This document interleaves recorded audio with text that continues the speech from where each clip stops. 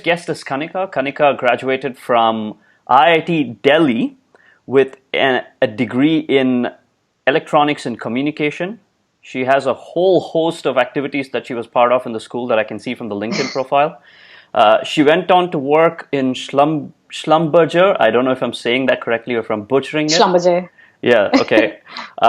In strangely a very male-dominated space, as I can imagine, as a field engineer in a very technical space. Went on to work in Egypt, which I think very few Indians perhaps go and work. Specialized in oil and gas, as I can see through much of the career. Went on to Wharton for her MBA, and subsequently joined Deloitte Consulting in the US and has moved to the UK. Welcome, Kanika. Thanks for doing this for the future applicants. Okay, let's start off. Let's start off with your motivations. You graduated from IIT. I see that you've done quite a lot in IIT, and we'll touch upon that very briefly, but I don't want to make that the focus. You worked in a very, very, very technical field. Talk about the motivations as you spent 5 years there, or the 4 years there in Schlumberger, and why you wanted to do the MBA at that point. So, couple of things, right? One, as I grew very, very quickly and very rapidly in Schlumberger. So, in the beginning, there was obviously the thrill of a challenging environment, a very exciting professional environment, unlike quite a few of peers or some of my friends. You're in a very different type of a job environment. You're working in Egypt, a bit exotic compared to, typically what most of the people. Yeah, exactly. The job was quite exciting and quite challenging, and that's what kept it fresh at the very beginning. But as you can see from my resume already, within 2 years, I was one of the youngest engineer promotes, and then 2.5 years, I was the youngest lead engineer actually requested by the client themselves for one of the biggest super majors. So I was learning quite a lot, learning rapidly, and then growing rapidly as a result in the organization as well. So obviously I was starting to think about, what are my options as I go forward, and what are some of the things that I'm interested in learning more as I progress through my career. So one of the things that really excited me was actually born out of the challenges that we had as being on the front line of the delivery of some of the projects and the work that I was doing. So we were the field engineers. Right now, me and my crew, we are the boots on the ground. So we are that's our job, to carry out the company strategy in flesh, right? But we don't get to take any of those decisions. We don't know why, we're hiring people or why we're firing people, why one location is growing versus some other location is not. Well, Egypt used to be what we called in Schlumberger term a geolocation, which meant they had the country level leadership, but then it got consolidated into a bit of a regional leadership. But we didn't quite know the motivations or the trends that impact the same. So essentially, one, I wanted to be on the other side. Understood. Be part of the group that is driving those decisions to understand what's happening at a more macro level. Okay. But then I didn't want to sacrifice the time and the years and the experience that I had gained, especially it was so bespoke. So if I was looking at the options of, what do I do 3 years, 4 years into my career, either I quit and start with a Shell or a BP, and that would be a little bit of a step back. Understood. Or, go through the ladder in Schlumberger 5 years, 10 years, and it would be the typical corporate run. You wait for the next person to get out of your way. Got it. Before you get promoted. So at least for me, I thought that MBA was the quickest next step. or the logical next step where I could build on the experience that I already had. So I already had the engineering aspect, but then the MBA would give me like the business aspect of it, and kind of bring them together, which is which is a really great skill to have, because a lot of problems, as you've probably seen in discussions with your clients, they would completely disregard the consultants because they think like we don't understand We the don't have technical, the or we don't technical understand the aspects. engineering. Exactly. So I think that that was my motivation, to basically bring the two skill sets together for a more balanced and a more Okay, so moving away purely from the faster. technical fields, but stepping in, getting a little more insights into why the business decisions are made the way they are, and then but yet retaining the industry and the technical background that you had. That's interesting. Yeah, exactly. Yeah. How, let's transition into the application process itself. How then did you go about understanding which schools to apply to? What research did you do in that process? Who did you talk to? Were you able to talk to anybody? And how did you learn to package the best application or write the best essays at that point? Okay. So a little bit of I think I might have followed a bit of a different process than Okay. what most of the other people would have been, just given that I was in Egypt. It was more of a 24/7 on call. A little bit cut off from the world, just given the cycle of the work that we used to follow. We might be up at like 2 a.m. and working for the next 48 hours. Oh, no. But 48 hours was actually good. It could You're get worse. kidding me. Oh, my No, God. seriously. Wow. Deloitte must be a cinch right now. Oh yeah, I Piece of don't think cake. the one thing I learned from Schlumberger was like, the importance of little things in life. Oh, wow. Yeah. Damn, okay. So In in the midst terms of of these 48-hour calls. So in terms of number one, how to figure out, what are the schools that I want to go to? One thing that I was very clear is, so MBA wasn't just something for me that, I just want to go to the US, or I just want to do it for the heck of it, because that's the big thing right now. I was very clear. I was doing very well in my job. Yeah. The leadership loved me. So I knew that if I stay put, I'm still going to do well. Yeah.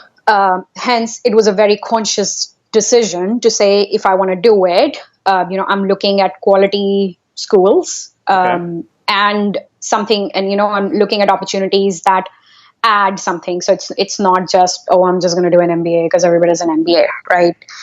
So as part of that conscious decision was, at least for me, based on the basic research that I did, just looking at the websites, there is, and that's probably what ultimately every applicant comes to, right? Yeah. As you look at like 5 different websites, you're like, okay, so it's basically the same thing, right? Yeah.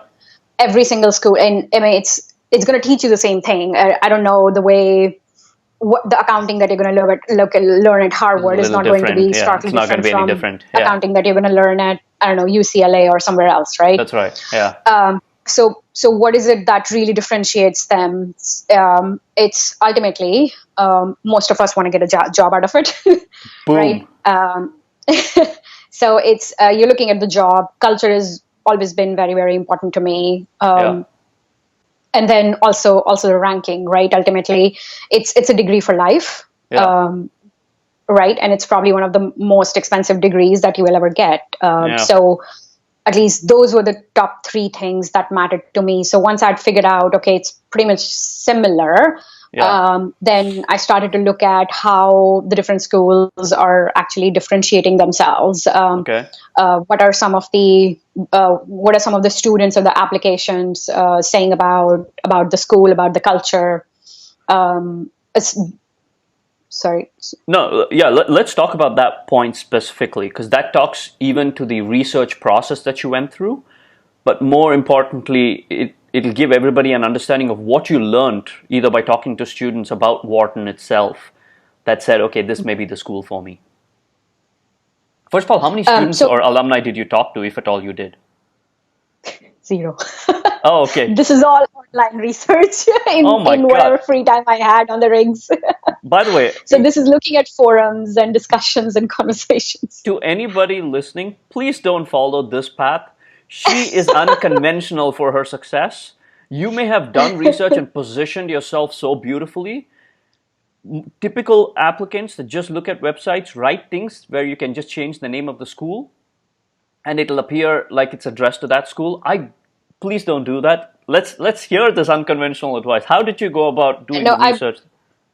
I totally second that. So I would Yes. highly recommend that if you can get hold of people who've gone through the process, been successful, who are alumni, Yeah. talk to as many people as you can, so you can Yeah. get different set of perspectives, and then you can make your own decisions, or Yeah. make your own image of the school and the culture. Visit the school if your budget and your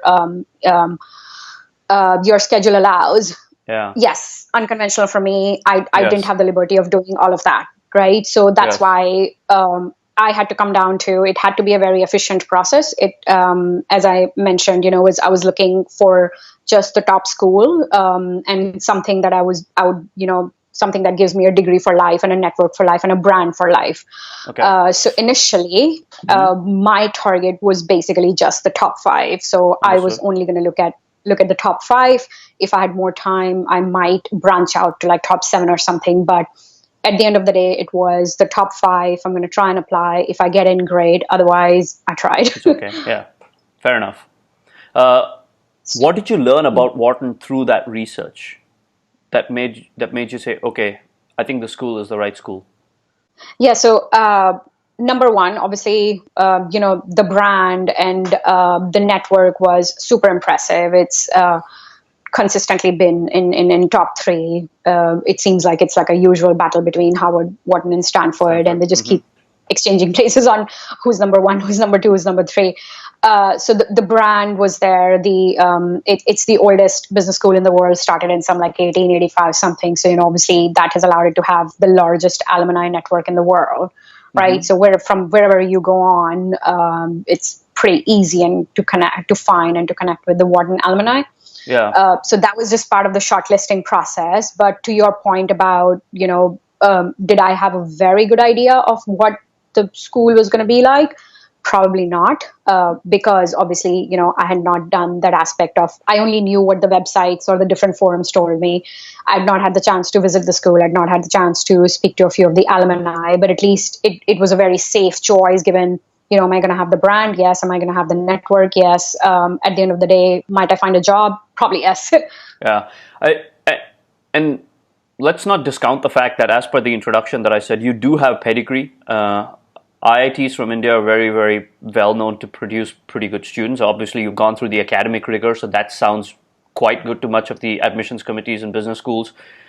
You were a woman in IITs, which is also a little less common than just a whole bunch of male, and in a very technical space, working in an international location. A lot of these things just add to your profile. When I look at it, I go, okay, well, it makes a clear candidate for a very strong person who's academically sound and knows where they're going to focus. I assume, correct me if I'm wrong, I assume in your applications, you also spoke about your focus on energy and what you would add to the sector when you study at Wharton. Is that correct or not? That's right, because ultimately it's part of your story, right? So at the end of the day, it's all about the story. So you have to figure out what is your story. And the way to think about it is, if you look at the typical class makeup of most of the business schools, I don't know if it has changed significantly over the past few years, like literally 40% of the class is going to be investment bankers, 40% of the class is going to be consultants. Yeah. And that's really driven by the numbers of applications that these people are putting in as well, right? So number one, if you don't come from one of these backgrounds, it's really an exciting opportunity for you to actually add to the diversity of the class. So think about that as an opportunity as to how you can differentiate yourself and how you can. What are the distinctive things that you can bring to the table and actually add to the the life at the experience school for other students as well. Exactly. Because at the business school you learn as much from your professors and your classes and subjects as you will learn from the people that you are doing the courses with, and that's probably like the most interesting and the exciting part of the whole business school experience. Yeah, and it is absolutely, having served in the admissions committee for us, it's absolutely one of the criteria we look at to say, okay, is this person going to contribute as much to the experience of other classmates were this person to be Yeah. admitted? And certainly communicating that I come from a unique background and I have something unique to share would Yeah, very much exactly. make the case. Okay, great. So you got Yeah. into, So sorry, go ahead. no, sorry, I was just going to say, so, like if at the end of the day, few things that you're trying to call out is one, you're trying to showcase how you have excelled at whatever you have decided to do. So that's your excellence, that's your commitment.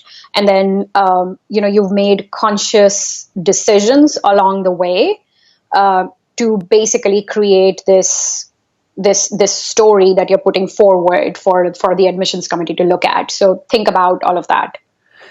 One thing I want to ask is, as I look at your IIT activities, you've done Right. quite a few. You were the House Secretary, Cultural Secretary, you were on the board for cultural activities, multiple clubs. Did you ever mention any of these or speak about one of the aspects of this in your application? Yes, I actually did, because I think I absolutely loved being at IIT Delhi. It was like, one of 5 best years ever. And there is the good thing about IITs is like, as technically rigorous as they are, they've tried to balance that with so many extracurricular activities. Like I was one of those people who couldn't make up my mind, and I just literally just wanted to do everything, do everything except studying if I could. Oh, you got into IIT. That's all the but- studying you needed to do. No more studying. This is it. But obviously that brings the challenge with it on how to balance, Priorities. how to find that right balance between, studies and your grade point is the table stakes, right? That's what you're there for. They're not gonna keep you so you can flunk out of your subjects and you can just enjoy doing the extracurricular activities. Yeah. So it was actually one of the key essays about failures that I wrote, where I struggled to strike that balance or find that balance in my first year at IIT. The reason I ask is this. I think most people don't need to showcase that they're spending time in NGOs trying to save or help poor children. It's a noble cause. I appreciate it. But when most people ask, okay, what have you done outside of just work? They only portray a more noble side. Even communicating things like this, leadership activities that you've taken in undergrad, and showing track record that, hey, look at this, I have done this back then, and that shows proof that I will do it even when I come into the business school, is an extremely vital thing that most people don't recognize. Go ahead. That's a really good point, because as you're doing your research and you're desperately trying to figure out your story, and the applications are like due in 3 months and you don't know what to write, and you start to fall into that trap of actually projecting what you think the admissions committee want to see. Hear? Oh my God, or that's want the to worst thing hear. you could do. It is not about you having spent, I don't know, 5 years in the jungle of Assam working with some NGO. It is not about that. No. I mean, it's about, they want to see the depth of you and your experiences. You cannot get selected if you say, I have never failed because I am just this bulletproof person. Yeah. I've worked with charities and that's what I do. Yes, it's all like noble cause, but don't just make it up if you haven't done that. That's right. Project or kind of like go in deep to understand what were some of the motivations for things that you have done. That is what they want to understand. So they want to understand that, okay, Kanika Bandhamal, you got into IIT, didn't do very well the first year, you struggled a lot, it was an overwhelming atmosphere, but that's fine. It is okay. People struggle. If you haven't struggled, it's probably going to, or you've never failed in your life, it's probably going to look like you're probably not that self-aware. Yeah. But you're either not that self-aware or you're lying. Yeah. Or you're lying, exactly, right? Exactly. What they want to understand or what they want to look at it is, yes, it's okay to struggle, but then what was your thought process? What did you do, or how did you tackle that that difficult situation, and how that has shaped the person that you are today, and how that is going to add to the richness of the student body when you join the school. Yeah, this kind of self-awareness and this kind of response as to what actions you took in order to repair the situation or improve the situation Exactly. also translates into recruiting for consulting companies when you get out, when they ask you Oh, whether it's absolutely. yes, it's exactly the same type of Yeah. storyline, except you would take it maybe in a professional context of when you had to Mm. deal with a colleague or anybody else. Okay, beautiful. That's what I wanted to get out. Let's parlay this into your MBA experience itself at Wharton, particularly the first year, the first 90 days. You spoke about the fact that you did not do very well in IIT in the first year. There were a lot of things that you wanted to do. I faced the same. We shared the story offline. I faced the same when I got into business school at Ross. I was so snowed under with all Right. the priorities, the competing priorities of recruiting, academic, and social. I felt like I Yeah. have to do everything, and I failed at quite a bit until I figured out, okay, I got to start prioritizing, else I'm never going to recruit out of this place. Talk about your Yeah. experience. What did you expect going into Wharton, and what did you face the first 90 days when you went in?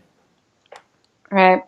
Um, so I was just hugely excited. I was hugely excited and hugely relieved, and couldn't wait to be on campus. And it was a little bit nerve wracking as well, because I was now from Egypt. I was moving to the US, didn't know anybody there. Tried to find things to get Housing. settled in Yeah, and yeah, get the yeah. basics done. Yeah. And after that, I was like, okay, yes, we are here. um, um, but like I'd mentioned before, because of my professional situation, I was definitely way, way, way underprepared. And I don't know if all the other schools do that as well. So the good thing at Wharton is the new class actually starts a month before the rest of the school starts. So you have an option to, you can either do some of the basic courses, like if you're come from a very hardcore technical background like myself, Get you some can soft do skills basics courses, training. and yeah, you can do like basics in like statistics, accounting, Okay, finance, not even soft skills. microeconomics, Interesting. that type of stuff. You can, they also hold bunch of kind of waiver exams where, for Yeah, yeah, example, yeah. if you've been a banker, you don't have to do, I don't Accounting. know, finance 101. Oh, Yeah. you did accounting? I, Okay. I I waived sat through like accounting completely. right. So it's a great time to basically give you some space to settle in. But once I got there, I was just completely overwhelmed. I was like, oh my God, whatever. So, and it was 2009, so we were in fall 2009. I Oh, the was like, worst what time. is Lehman? Yes. What collapsed? Because I literally, I felt like I had been in a black hole in Egypt for like 4 years. So we'd seen recession coming a little bit because the activity slowed down. So we're like, okay, people, the companies and the firms are thinking about the money they spent, and the exploration activities declining a little bit. One of our engineer colleagues was let go, so we were all a little bit sad. But I hadn't realized the You hadn't, impact. Like yeah. if you were in the US, Oh, yeah. or if you were in London, you would Yeah. have seen the impact of the Lehman crash Quite a bit. firsthand. Yeah. And yeah, and you're like probably reading about recession day in and day out. And but I was in Egypt, living in the middle of a desert. Yeah. So I got out and was like, okay, what is this recession that Yes. everybody's obsessed with? I was like, okay, and half of the things were like, okay, how do these people know so much? Like, I got there first week and I was like, what are these waiver programs or waiver exams? Like, I got to study for these. So people were So, better prepared coming in as well, given your oh, situation that you absolutely. were isolated Oh my God. relatively to say, okay, how did you Oh, deal with yeah. that Like, with that overwhelm at that point? so it was number one, just stop and relax and take a step back. Right. I was like, okay, what's the worst case scenario here? I don't get through the waiver of anything. It's like, is that too bad? Yeah, fine. Take statistics 101, take finance 101. Yeah. Right. I've done masters in engineering, bachelor's in engineering, so I've obviously not done any of that. Just take a step back, take a deep breath, and really put some thinking and put some time into figuring out, like, what are you here for? Yeah. Right? Like, yes, there might be people better prepared than you. Yes, there might be people who already know what needs to happen in like 3 months. It's all right. Yeah. Okay, you're It's here. not the end of the world. You're here. Yeah. Yeah. It's not the end of the world. Yeah. You've made it, right? So you're smart. You presented a very good case. You got through the interviews. You Yeah. freaking made it, right? So just take a moment to enjoy that achievement, right? Yeah. And then get planning. Yeah. So what is it that you're struggling with, and what is it that you need to get out of this? Yeah. So the first, the great thing is, it's like whatever 800, 900, whatever your class size is there, you're all there. Like, just go and talk to the people. Admissions office is there. Go and speak to the admission office, and just like figure out what is happening, what's the program, what are the activities for the next 1 month, and what changes or what happens once the semester kicks in.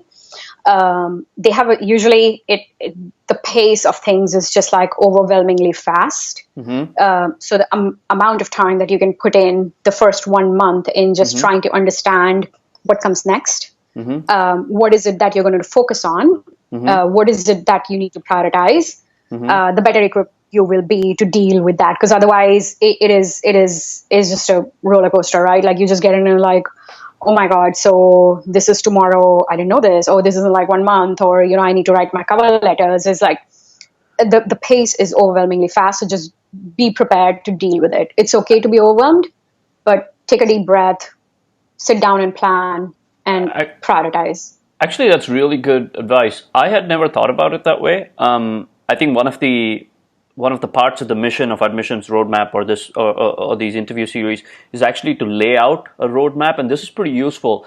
Advice for most students is to actually go in. If you're overwhelmed, stop, take a breath, but then look what's going to come ahead. Ask people, speak to the admissions office, or speak to the career office, or speak to your MBA seniors, and ask them, what can I expect to happen in the next 2 or 3 months, and then make the priority accordingly and plan. That's great advice. And the other thing I would like to point out this time is people absorb information differently, right? Yeah. Typically, at least that's what I struggle with a little bit, is the business school environment is a bit more suited to more extroverted people, right? Type A, yeah. But it's okay. There are people with different personalities. It's just the type A and the super extrovert are the ones that you're going to see in the limelight all the time. Yeah. If you're not like that, it is all right. Yeah. Take the time to basically absorb everything in your own manner, right? Yeah. So if you're not the person who does very well in, I don't know, a loud pub kind of environment with like 50 people, you don't necessarily have to do that. Exactly. Yeah. Yeah. But don't just go into a cocoon, right? Yes, that's the worst thing. It doesn't mean that you have to go to like every single party that is happening on campus over the next few weeks. Yeah. You can still find or create opportunities to connect with different people in a different environment, right? Yeah. Like there are more people like you out there. Yeah. But take the initiative to actually create those opportunities. So if you like a bit more, you can deal with 4 people at a time.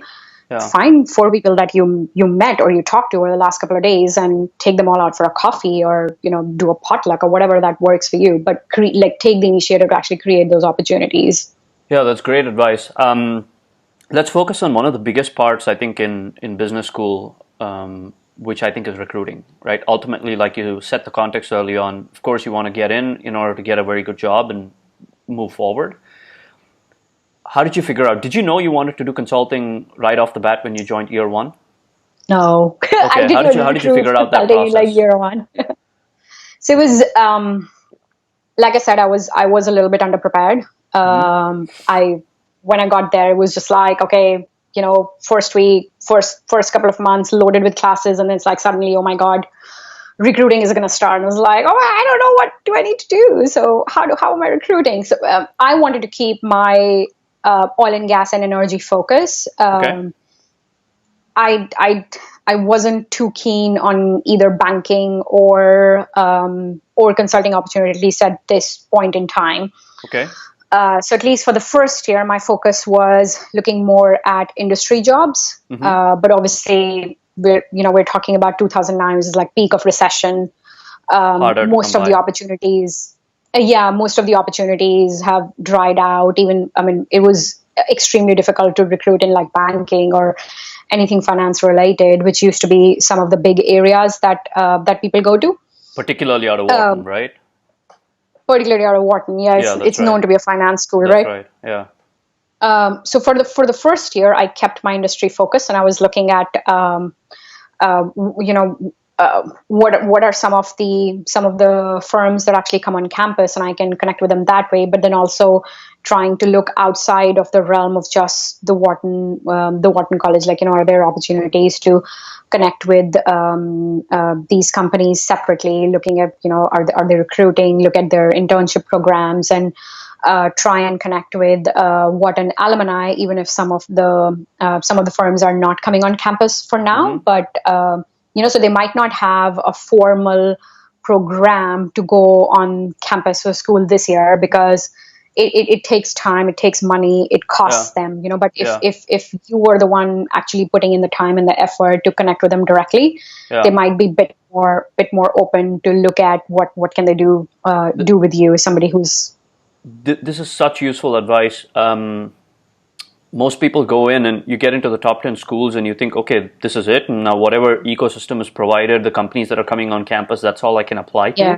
And then there are those that say, okay, irrespective of what's happening, I'm going to still network outside and seek my own opportunity. It is not to be missed. You have to do it irrespective of what school you're in. Just make sure you build a network. Exactly. You will be surprised that some opportunities may come out to you that is not present to anybody else in the school. And that's probably one of the most important things that you learn at business school is just like how to find your own way, how to create a path for yourself. Like you're not limited by the structure or the formal processes at school. Just be willing to consider anything and everything. So Wharton had an energy and resources club. It was a bit nascent, obviously, not. It's a finance school. We're a bit far from Texas and from south of the US. Houston, so it's not what energy and resources company typically think of first thing if they're looking at, okay, we need to find some smart people who are interested in this area and who have some business skills or have gone to business school, right? Like they would much rather look at Rice University or UT Austin, right? Yeah. So if you're at Wharton, it kind of like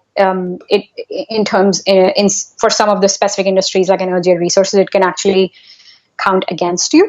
Yeah. So use that opportunity to actually, let them know that you're interested, why you're interested. Yeah. So I used Energy and Resources Club to help access the network that they could provide me, but then also do online research separately to understand what are some of the other firms that have either internship programs or are recruiting, or there are Wharton alumni there that I can speak to just talk to them about what are different type of roles that the companies find typically useful for post MBA graduates, and think about how you can add value. Understood. You got into an internship program, subsequently came back in year 2, and then decided to go into consulting. Why? That's right. Yeah, I was bored. I got into a actually really good program very last minute. Was at that point I'd made up my mind I'll just go to India for summer and hang out and chill out. But I got into a really good management development program at one of the companies called Extern. Yeah. It was great because it was really, really positive working environment. You basically working with VP who reports directly into the CEO, so great exposure, variety of projects, but the pace was a bit too slow for me. I felt exactly so it was kind of like same. Yeah, you and I should probably not say that, because literally, like, it was like having an 8 to 5 consulting job. Oh, it's so good. I miss it after when I came there. I miss that for sure. I guarantee you. Yes. Yeah. So it's like you have the best of both worlds, where you're doing like really good work, really important work, really strategic work, and it's 8 to 5. Yeah. But yeah, so early in my career, I was a bit crazy. I wanted to do a bit more. So I was looking around, if I instead of going back to a full time position over there, why not look at consulting? Because I'll be doing exactly the same thing, quite a bit more with bigger companies, get more experience, get more exposure, develop what we New call core problem-solving consulting skill sets. skills. Yeah, yeah, Exactly, yeah. exactly. So that's why I decided to look at consulting in year 2. Understood. And I think I Actually, was. few people after I posted out the past interviews, they've come back and asked me, hey, like how to get into consulting. I feel like I want to given most of my network is in consulting, I'll probably get a series of interviews on how to break into consulting itself, whether in or out of business school. And hopefully we'll touch on that another time if you want to come back on. Let's talk about recruiting itself in general within the school at Wharton. Things may have changed since the time you graduated, but what was the rough proportion? You said 40% investment banking, 40% consulting, and then a whole bunch of other industries. Can you tell me if the same ratio applied to internationals, or was it very American dominated? International in terms of the companies recruiting? or the students? Yeah, that's right. For instance, at Ross, of all the jobs, just about 30% of the jobs were applicable to internationals. Now, none of the marketing jobs we could really apply. You could do some product management. You could do investment banking, which is still a non-core sector at Ross, given it's in Michigan. But then consulting was pretty big. Now, marketing in general represented 33% of the entire class direction, but most of them were Americans. Oh wow, that's a really big one. Right. Yeah. So was there anything like that in terms of the career paths at Wharton, particularly to internationals, that you can recall? From what I remember, I don't think there were any big challenges with pursuing any of the areas.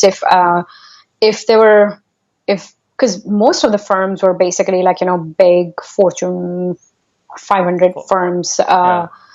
Consulting and finance was a given, right? So consulting and finance you didn't really have to worry about. But even marketing, I know they were mostly Americans, but don't think we had to like really worry about if you're going to get the H1 support or not. Interesting. Were you specific, just as a sidetrack, were you specific when you were writing in your essays what kind of companies you wanted to work in terms of your long-term and short-term goals out of business school? Or did you keep it vague? I did keep it vague. Okay, fair enough. I kept it very vague. I can't think of why that should matter. Yeah, I wonder which strategy works more effectively. In many cases, if somebody says something completely off left field, and I look at the essay and I go, it's not possible through this school. But as long as you can tie a very cohesive story of your past experience and what you want to do, even if it's a little vague, I think it makes for a compelling case. Because I would think at the end of the day, the story needs to make sense, right? Like if you're trying to say that after doing MBA at Ross or Wharton, I want to go work for an NGO, just make it very clear that you're going to do the business school and then you're going to leave and find these NGO opportunities on your own. So obviously, so make it logical, make it clear that you're not thinking that the school you're going to recruit via the school into an NGO, but make it very clear that you understand that the school might not be able to connect you to the right companies, but you're trying to get XYZ out of the MBA and out of the experience, and you're going to use that to connect with whoever you want to connect with, and then find those opportunities on your own. At the end of the day, story needs to make sense, right? There couldn't be a clearer roadmap than what you just laid out in order to write the essays. By the way, that's beautiful. I want to wrap it up with two large things. Can you talk about the culture at Wharton with specific examples of what personifies the culture at Wharton? Specific examples. What is the culture at Wharton in general that the school likes to see in its potential students? So I think it's, I don't know if that's true for other business schools as well, but at least what I noticed at Wharton was it's a very young school. It's the oldest business school, but it's a very young school. You have lecturers and professors who are like 29 years old and extremely passionate about what they do, and it's a very, very collegial, very collaborative atmosphere. There isn't at least the sense that I got from some of the colleagues that had gone to one of the other business schools, that Yeah. people can be stuffy, or there is a hierarchy, and none of that exists at Wharton. It's all, but basically the school exists to create opportunities for the students, or to help students understand if there is something that the school doesn't provide, how the school can help them provide the experience that they're seeking. So it was, I actually didn't know what to expect, especially when you're going into a really big class of like 900. So, Yeah. you're across the 2 years, you're a class of like 1800, which can be a very different atmosphere from a class of 200, right? It's, but the school is very, very close knit. The professors are very approachable. The school has these like built-in programs where, pretty much every class that you do, the professors take you out for like lunches and drinks, like once a course, so everybody gets to connect with the professors in a bit more of a smaller informal setting. Yeah. The admissions office is absolutely, at least I don't know if the staff has changed, but it was absolutely phenomenal and fantastic. They were really, really, anything that you can think of or you're struggling with, you just like go to the admissions office and talk to them, and they'll help you. They'll help you with resources and what you can do. Still very, very competitive. Obviously you can think of top 3 schools, so you'll find like a whole bunch of these like super A-type overachievers over there. But it's still very collaborative. You don't get anywhere without, like, it's not just about getting, I get there first, or I get there better. Grade point average. Yeah, exactly. If seriously, if the only thing that you got out of your business school is 4.0 and 4.0, you like wasted 200 grand in 2 years. Jesus, it's a lot of money. That's gonna be the most expensive vacation of your life. It is. And the degree, obviously. I agree. Let's close out with one thing. What did you like? Is there anything in terms of advice you have for potential future applicants, whether the ones that contact you and you see they make pretty specific mistakes? This is specifically for Indians, or in general for those that are trying to apply to Wharton?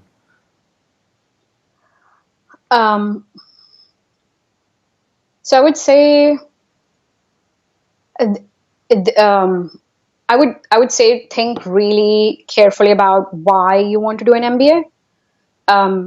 My advice after having done one would be, don't just do it because you're frustrated of your job or you think you're not going to get anywhere.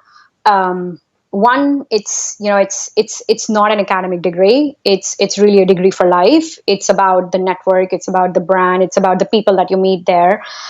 So unless if you have a clear idea of how that fits into what you want to achieve in life, you'll actually be able to use the 2 years that you have to learn everything that you can, meet the right people, develop the right networks, right? So understand what is it that you want to get out of it. And that'll just make your job of what's your story and what your essays need to be very easier. So you won't have a story unless you really think about what is it that I want to get out of this experience. It's a great opportunity. So take a step back, think about how it fits into how it fits into what you want to do further in your career. And the second thing I would say, what I didn't do, and if you get an opportunity, do it, is meet the people, actually get to know some of the alumni. That actually helps you develop a network before you even started the application process, right? Such good advice. And that'll help you understand what is it that the school is trying to frame itself as, right? Like, as I've said, as you go through the research process, every single school just basically looks the same, but they're not. And they're trying really, really hard in all this noise. Every single school is like trying really hard to say that this is what we value, or we're a finance school versus we're a strategy school versus, Yeah. we value social entrepreneurship. So Yeah. whatever it is, like, speak to these people to understand what is it that is important. Yeah. And that ways you can highlight those aspects in your essays Yeah. to make it very clear to the admissions committee, like, hey, there is, very clear synergies here, and I think I can actually enhance the learning in the atmosphere if I make it to the school. This is such good advice. I really, really, really appreciate what the time you've taken to come teach most of the people here. In case people need to reach out to you to speak about the Wharton experience, I think they can find you on LinkedIn. Um, Yeah, you've been really kind. Thank you so much for doing this. I appreciate it. thank you.